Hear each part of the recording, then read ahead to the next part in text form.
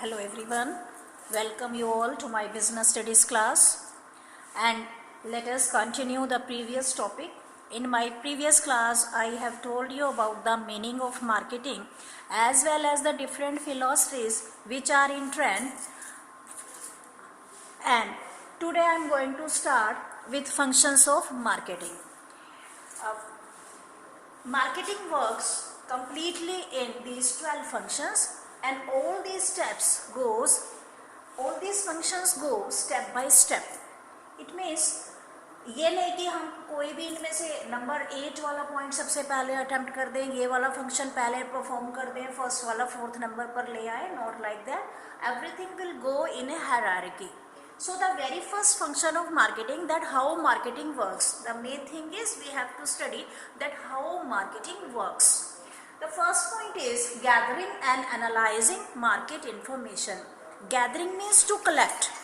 Before making a new product or before making any modification in the existing product, every producer has to collect some information related to the market, that what are the demands of customers, how the product can satisfy consumer needs and how the product can give maximum satisfaction to the customers. Nowadays customer or consumer is king of the market. Production concept is not prevailing now. According to production concept, the king of the market was producer. Whatsoever he will produce, that will be sold in the market. But now there is the complete change. Now consumer is king of the market. If consumer will not like your product, he will not buy your product. Moreover, to his relatives and to his friends also, he will suggest not to buy this particular product. So that every producer first of all has to conduct a market survey, or he has to conduct a market research to see that what type of product is expected by the customers. इसके लिए already जो market में products हैं उनके क्या drawbacks हैं, इसको भी हम study कर सकते हैं, ताकि वो drawbacks हम अपने products में दूर करें, या उन कमियों के अलावा कुछ नए additional features डालकर हम अपना नया product launch करें. तो सबसे पहले we will go through the gathering and analyzing market information. Then second is market planning. Market planning means after conducting the market research, after collecting the information from the market, now the next we will take the steps related to the launching of product, that is marketing of product. Clear?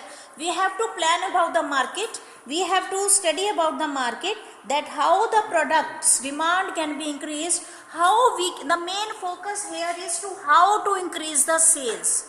For example, already we are having 20% share in the market. It means the 20% consumers are purchasing our product. Now the target is to make it double. हम चाहते हैं कि ये हमारा target double हो जाए, 40% पर आ जाए. तो इसके लिए भी हमें प्लान करनी पड़ेगी कि हम ये कैसे कर सकते हैं, किस तरह से हम मार्केट में अपने प्रोडक्ट की डिमांड को क्रिएट कर सकते हैं, इंक्रीज कर सकते हैं. Now third point is product designing and development. Nowadays a variety of product is available in the market. The same product is given in so many shapes and design in packaging etc.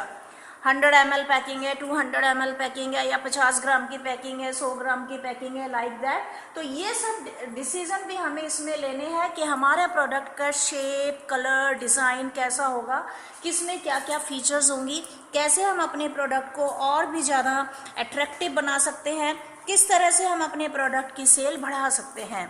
You can take the examples of automobiles. A company is launching the same type of model in different you can say like base model, luxury model, LXI, VXI model, like that. तो हर model में अलग अलग features हैं, अलग अलग colour है, shape है, design है, अलग अलग उसके करेक्टरिस्टिक्स हैं. इवन अगर हम इतना बड़ा एग्जाम्पल ना लें, you can take the example of chips. ठीक, वेफर जो होते हैं, आप इसमें ही देखिए 3-4 वैरायटी में, प्लेन है, सॉल्टी है, या स्पाइसी है, अनियन फ्लेवर है, टोमेटो फ्लेवर है, लाइक दैट. तो ये सब डिसीजन भी हमें इसी में लेने हैं in the product designing and development, कि हमारा प्रोडक्ट हम एक ही वैरायटी में लॉन्च करेंगे या different variety, different types. You can take the example of even soaps and shampoos etcetera. तो क्रीम है या रोज़ है या क्या कलर अलग अलग हैं, साइजेस अलग अलग हैं या और करेक्टरिस्टिक्स अलग अलग हैं, एलमंड है, ग्लिसरीन है, लाइक दैट. तो all this decision we will take in this third step. Now fourth is standardization and grading. बहुत सारे प्रोडक्ट्स हैं जिनमें हमें स्टैंडर्डाइजेशन का यानी कि कुछ स्टैंडर्ड मार्क्स का भी ध्यान रखना पड़ेगा. कुछ जो स्टैंडर्ड्स गवर्नमेंट ने फिक्स किए हैं जैसे all electronic products must have ISI mark, और उसके लिए हमें जो भी रेस्ट्रिक्शंस हैं, जो भी कंडीशंस हैं वो पूरी करनी पड़ती हैं. तो स्टैंडर्डाइजेशन को भी ध्यान में रखना है. और ग्रेडिंग जो है, mainly grading it is done in the food items like wheat, rice और जितने खाने पीने के प्रोडक्ट हैं उनमें ग्रेडिंग होती है. और भी बहुत सारी चीज़ें हैं. Grading means according to quality हमने अपने प्रोडक्ट्स को ग्रेड देने हैं. ग्रेड्स के स्टैंडर्डाइजेशन एंड ग्रेडिंग के बाद ही हम अपने प्रोडक्ट के प्राइसेस एग्जैक्टली फिक्स कर सकते हैं. जो टॉप ग्रेड की चीज़ें होती हैं उनके प्राइसेस हाई रख सकते हैं हम, और उसके बाद स्टेप बाय स्टेप जैसे ग्रेड्स कम होते जाएंगे हम प्राइसेस को कम कर सकते हैं. तो स्टैंडर्डाइजेशन एंड ग्रेडिंग का भी हमें ध्यान रखना है ताकि ये इंस्ट्रक्शंस हम अपने प्रोडक्ट की पैकिंग पर भी दे सकें कि हमारा प्रोडक्ट कौन से स्टैंडर्ड्स को बिलोंग करता है, कौन सी ग्रेडिंग को बिलोंग कर रहा है. Next is packaging and labelling. Packaging is playing a very important role. It is known as a silent salesman because if packaging is very good, it automatically attracts the customer. हमें उस product को बेचने के लिए customers को force, खरीदने के लिए कंज्यूमर को फोर्स नहीं करना पड़ेगा. वो अट्रैक्टिव पैकेजिंग ही हमारे प्रोडक्ट को खुद ब खुद एक सेल्समैन का काम करेगी. रिसेंटली अभी दिवाली सीजन गया, आपने देखा है कि जब हम कुछ गिफ्ट आइटम्स खरीदते हैं तो हम कंटेंट के साथ साथ हम ये भी फोकस करते हैं कि उसकी पैकिंग कैसी है. प्रोडक्ट बहुत अच्छा है लेकिन पैकिंग बिल्कुल बेकार है तो ऐसा प्रोडक्ट शायद हम नहीं खरीदेंगे, हम प्रेफर नहीं करेंगे. तो प्रोडक्ट पैकेजिंग और लेबलिंग का मतलब है all the essential information that should be provided on the product. For example manufacturing date, name of the manufacturer, ingredients, कई बार मेथड टू यूज़, कैसे बनाना है, जैसे मैगी वगैरह पर लिखा होता है कैसे बनाना है. एक्सपायरी डेट, बेस्ट बिफोर, कुछ इंस्ट्रक्शंस है like keep away from the reach of children etcetera etcetera. ये सारी इन्फॉर्मेशन हम ये नहीं कि जो भी प्रोडक्ट हमारे पास खरीदने आएगा हम उसको वर्बली बार बार बताएंगे. All this information are printed on the labelling. तो labelling is compulsory.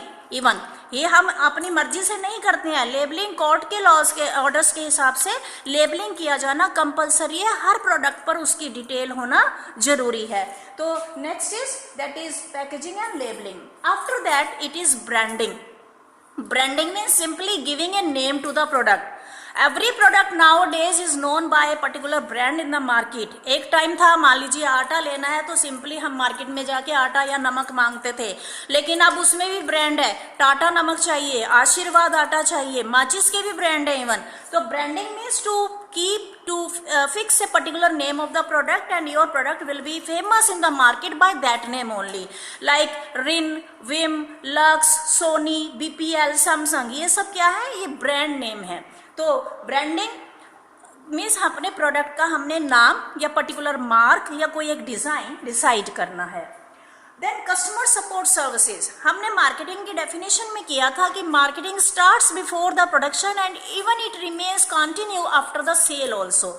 Customer support services वही है कि हम जैसे कोई कंप्लेंट है, वारंटी पीरियड देते हैं, उस कंप्लेंट को रिमूव करते हैं. हम अपने प्रोडक्ट की लेबलिंग पे इवन कॉन्टैक्ट नंबर देते हैं, उसमें कस्टमर सपोर्ट सर्विसेज का या अपने कंज्यूमर ग्रीवेंसेस सेल का नंबर या ID, ईमेल ID वगैरह देते हैं ताकि अगर आपको प्रोडक्ट के से रिलेटेड कोई कंप्लेंट है आप उसमें अपनी कंप्लेंट फाइल कर सकें, लॉन्च कर सकें, and so that company can take necessary action to remove that complaint.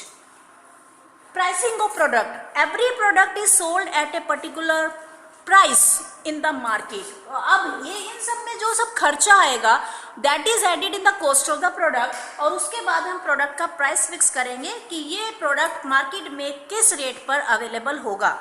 यानी कि बायर को ये प्रोडक्ट खरीदने के लिए कितने पैसे देने पड़ेंगे. It is very crucial and very important function of marketing, क्योंकि अगर हम प्राइसेस ज़रूरत से ज़्यादा या ज़रूरत से कम फिक्स कर देंगे, दोनों कंडीशंस में बिजनेसमैन को उसको बहुत ज़्यादा लॉसेस सफ़र करने पड़ सकते हैं. Promotion and selling. एडवर्टीजमेंट का ज़माना है, बिना इंफॉर्मेशन के मान लीजिए कोई नया प्रोडक्ट मार्केट में आया है तो हमें कैसे पता चलेगा? Only with the help of promotion. Promotion means to advertise about the product. That can be done even in print media or in electronic media. Print media means newspaper, magazines, etc. And electronic media means televisions हैं आजकल तो, और बहुत सारी sites बन जाती हैं, बहुत सारी चीज़ें हैं, WhatsApp वगैरह है, Facebook है, और बहुत सारे sources हैं जहाँ पर हम अपने product की promotion कर सकते हैं, अपने product के बारे में जो launch हुआ है उसके बारे में would be या जो भी हमारे प्रोस्पेक्टिव कस्टमर्स हैं उनको इन्फॉर्म कर सकते हैं। Then physical distribution is related with the distribution, it increases the place utility, कि कैसे प्रोडक्ट्स को हमने डिफरेंट प्लेसेस पर पहुंचाना है, क्या चेन हम फॉलो करेंगे, चैनल ऑफ डिस्ट्रीब्यूशन क्या क्या रहेंगे, ये सब डिसीजंस हम इसमें लेंगे। Next is transportation. Transportation means how to product is to be made available in all the parts of the country. You can take the example of tea.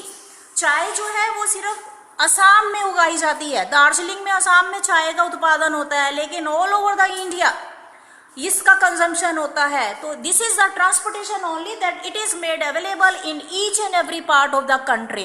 तो हमें ट्रांसपोर्टेशन के बारे में सोचना है कि किस तरीके से हमारा product different parts of country तक पहुंचेगा।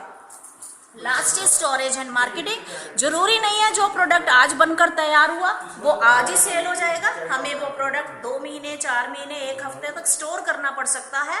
तो उस स्टोरेज में मीन्स इस दौरान हमारे प्रोडक्ट को कोई नुकसान ना हो, चोरी ना हो, कोई उसमें डैमेज ना हो, कोई क्वालिटी में कमी ना आए, कोई मॉइस्चर ना आए, कोई इंसेक्ट्स ना उसको डैमेज कर जाए, इसके लिए हमें प्रोडक्ट को सेफली स्टोर भी करना पड़ता है।